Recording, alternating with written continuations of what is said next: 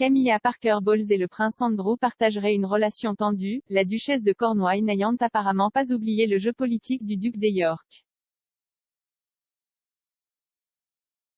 La duchesse a récemment impressionné lors d'un événement organisé par le Prince Trust, en gardant son sens de la mode historiquement impeccable. Rencontre avec un groupe de femmes à Clarence House, elle portait une élégante robe bleue et blanche rejointe par une paire de talons bas. Camilla a longtemps travaillé en étroite collaboration avec la fiducie, son mari, le prince Charles, l'ayant fondée en 1976.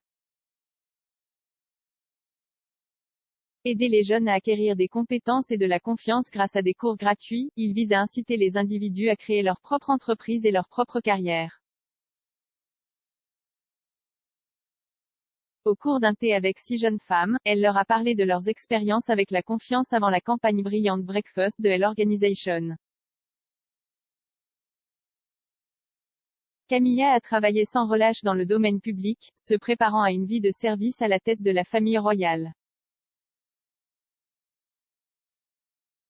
Beaucoup ont affirmé que cette éthique de travail avait laissé la duchesse moins qu'impressionnée par les membres qu'elle considère comme ayant adopté une approche moins pratique. Sa relation avec le prince Andrew, le frère de Charles, a été examinée de près par les observateurs et les experts royaux au fil des ans.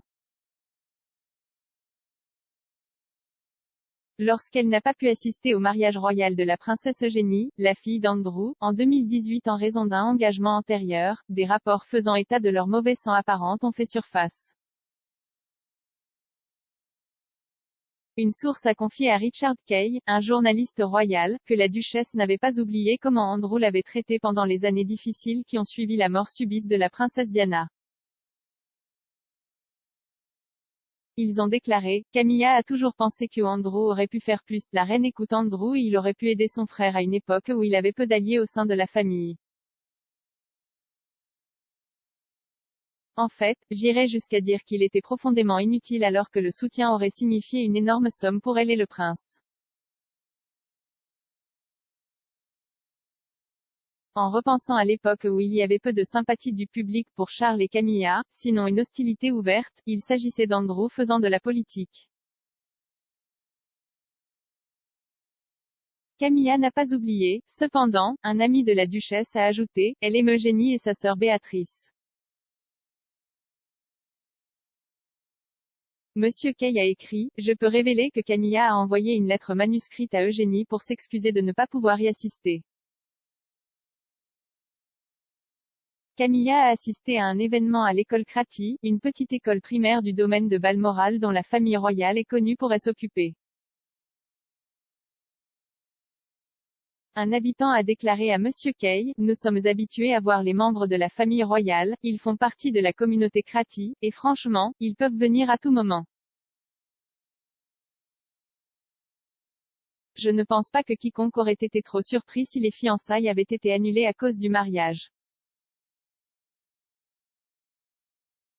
Il est de notoriété publique qu'elle et Sarah Ferguson, l'ex-femme d'Andrew, n'ont jamais été particulièrement proches. Monsieur Kay a commenté, vous auriez pensé que les expériences partagées des deux femmes en tant qu'étrangers royaux auraient pu les réunir. En effet, les deux femmes n'ont manifestement pas été invitées au mariage du prince Édouard avec Sophie Rhys-Jones, également à Windsor, en 1999. Pendant ce temps, dans un post sur Twitter, Clarence House a partagé un message sur la campagne dans laquelle Camilla est impliquée. Il disait, le Brilliant Breakfast vise à collecter des fonds pour aider à développer la confiance et les compétences des jeunes femmes nécessaires pour trouver un emploi ou démarrer leur propre entreprise.